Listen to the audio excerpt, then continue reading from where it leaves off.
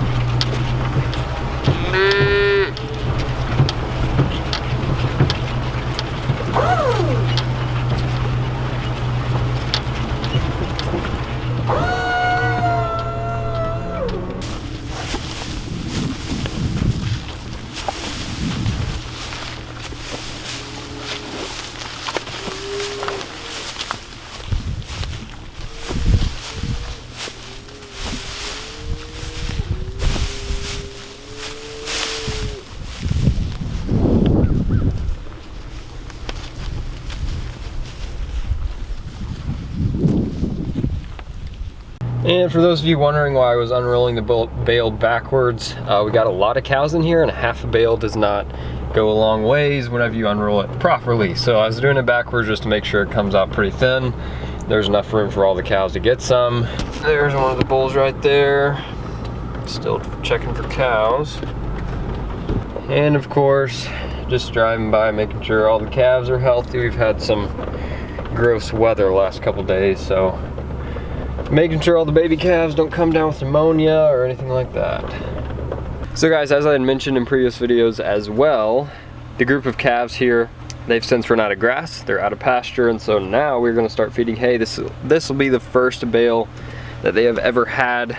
Since these are all spring-born calves, they've never had any hay, so we'll see how they like it. We got some that are being curious, but the rest don't really know what to do yet.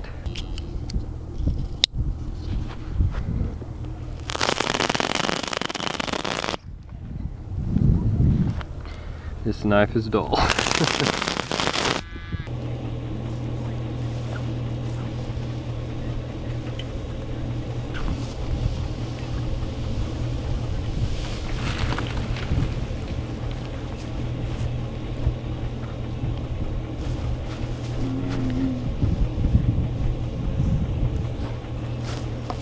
Anyway, let's get this thing unrolled.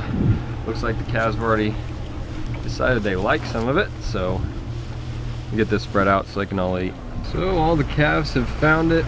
They seem to be picking through it. Obviously it's not as good as pasture, but at least now they're exposed to hay.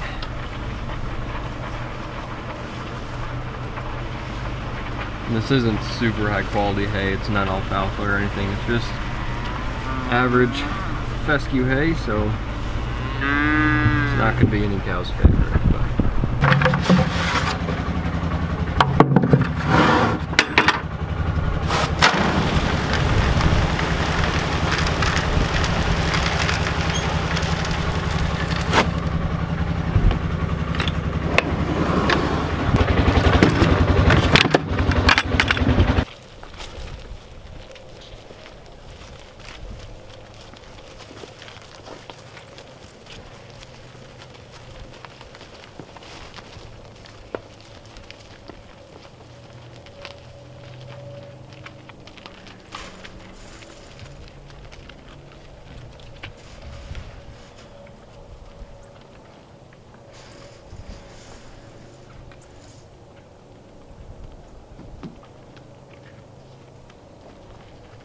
So guys, I just fed these cull cows here. You may also notice there's a bull in there. That would be the Angus bull. We finally got him home from another property here, and he's going straight to town, along with some other girls here. Here is the Angus bull, this one right here. Of course, he didn't do any breeding this year, but this little calf, this little heifer here, her mother is actually right here. And this cow is, once again, she's about 16, 17 years old, and her hips are going bad, so she had this calf out of season, once again, because she's not in great shape. So we're gonna wean her calf off and send her to town as well. Then lastly, this red cow, she was actually one of my favorites. She got a red body and a black face, kind of weird, but anyway, she calved this year actually. Had a black white faced calf. Calf was alive for 2 days and all of a sudden it was dead. So we don't really know what happened after we had found it. Coyotes or dogs, whatever, had already gotten to it. So I'm not sure what happened there, but she did have a live calf, it just didn't survive. And so a lot of you may be wondering why we're selling cows that had live calves and the calves died. Well, here we have a zero tolerance policy. So especially on a year like this year when we're running low on hay, we had a drought year in the summer, we can't afford to keep cows that don't carry their weight. So sure, some of these old cows here that grew up on this place produce 12 to 15 calves for us, but when it's their time to go, they gotta go. And as sad as that may seem, that's how it worked. In probably 3 years, most of these old cows would be dead anyway. And if they're not going to produce a calf, like I said, as terrible as it seems, even though they were born and raised here, time for them to enter the meat market. So heifers like this, of course, we once again have a zero tolerance policy. Whether it was her fault or not, whether, you know, it was some weird freak deal where the calf just came out dead, we don't know. But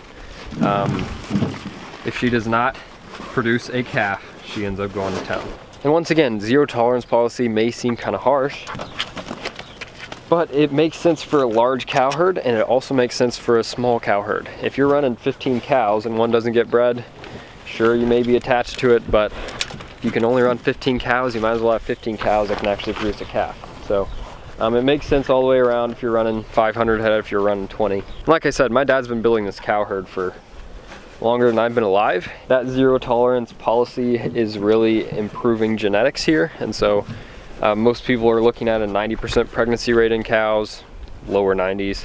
We're in the mid to upper 90s after the last 20 years of selective breeding and culling. And of those 90-some% that do get bred, we normally only have 1 or 2 that don't make it, and we got a lot of cows here. So we're pretty happy with that. Like I said, we're just trying to improve genetics, and hopefully, of course, 100% pregnancy rate and 100% calving percentage isn't going to be necessarily possible with the amount of cows we have, but every percent counts.